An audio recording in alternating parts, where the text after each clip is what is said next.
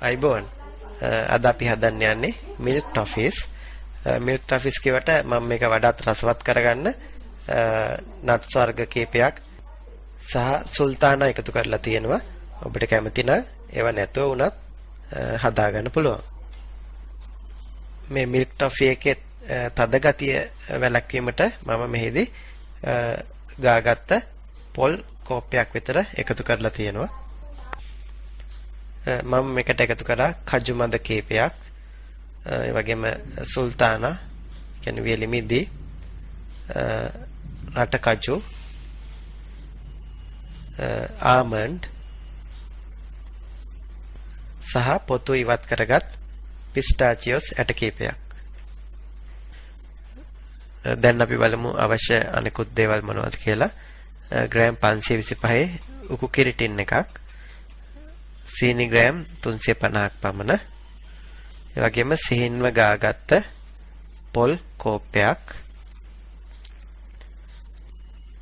අපි ඉස්සෙල්ලා පෙන්නපු කපාගත්ත නට්ස් ටික, ඒ වගේම මාජරින් මේස හැඳි දෙකක් සහ වැනිලා එසන්ස් බින්දු කීපයක්. තව තරමක් විශාල සාස්පානක් සහ ලී හැන්දක් අවශ්‍ය වෙන නන් ස්ටික් භාජනයක් නම් වඩාත් හොඳයි. මුලින්ම සාස්පාන ලිපේ තියන අවශ්‍ය නැහැ. සාස්පානට උකු කිරි ටින් එක දාගන්න. ඊට පස්සේ මම මේදි සීනියට ටිකක් ලොකු නිසා බ්ලෙන්ඩ් කරලා අරගෙන තියෙන්නේ. ඊට පස්සේ සීනි ටික මේකට එකතු කරලා මිශ්‍ර කරගන්න.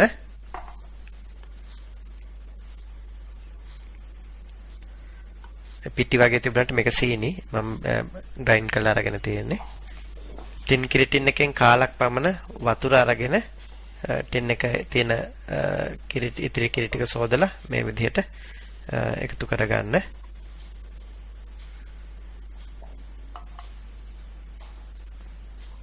දැන් හොඳින් මිශ්‍ර කරගන්න. සීනි දිය වෙන තෙක් නම් වඩා හොඳයි. දැන් ලිපේ තියලා මාජරින් මේස හැඳි දෙක එකතු කරලා හොඳින් මිශ්‍ර කරගන්න. ගින්දර දාලා දැන් ලිපොන් කරගන්න.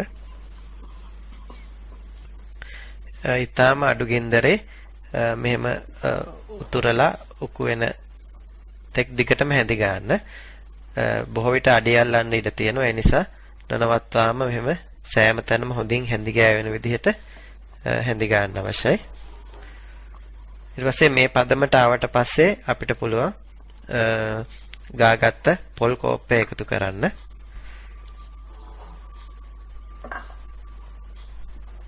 එයත් හොඳින් මිශ්‍ර කරගන්න.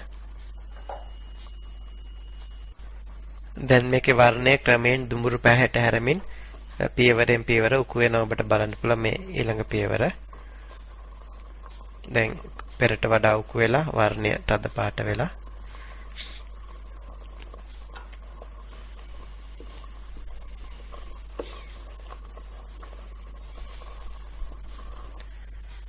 මේ ඊළඟ අවස්ථාව.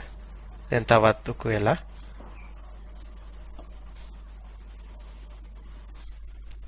දැන් මේ අවස්ථාවට පැමිණියාට පස්සේ අපිට පුළුවන් වැනිලා රසකාරකයේ බින්දු කීපයක් මේ විදිහට එකතු කරගන්න. දැන් කපාගත් නට්ස් ටික එකතු කරගන්න පුළුවන්. මේ වගේ වෙලාවට ගින්දර පාලනය ඉතාම වැදගත්. ඉතා අඩු ගින්දරේ තබා ගන්න. නැත්නම් ඉක්මනින් හයි වේවි. දැන් මම හිතන්නේ පදම හොඳයි. අපිට මෙය භාජනයෙන් ඉවත් කරගන්න. මාජරින් තවරා පිටි ඉසගත්ත ලෑල්ලකට හෝ ට්‍රේ එකක් මතට දමාගෙන හොඳින් තුනී කරගන්න. ඇලෙන ගතියක් තියෙනවා. ඒ නිසා පිටි ටිකක් උඩින් ඉසගෙන තුනී කරගන්න පුළුවන්. මේ විදිහට අඟල් භාගයක පමණ උසක් සිටිනසේ එක මට්ටමට තුනී කරගෙන හොඳින් තද කරගන්න. උඩින් පිටි ටිකක් ඉසගත්තාම ඇලෙන්නේ නැහැ. දැන් පිහියක්ගෙන මේක නිවෙලා හයි වෙන්න ඉස්සෙල්ලා මේ විදිහට ගැඹුරු ඉරියඳ ගන්න. භාගයක් විතර ඇතුළට කැපෙන පමණින් විනාඩි 15ක් පමණ නිමුණාට පසු මේ විදිහට ප්‍රවේශමෙන් කෑලි වෙන් කර ගන්න පුළුවන්.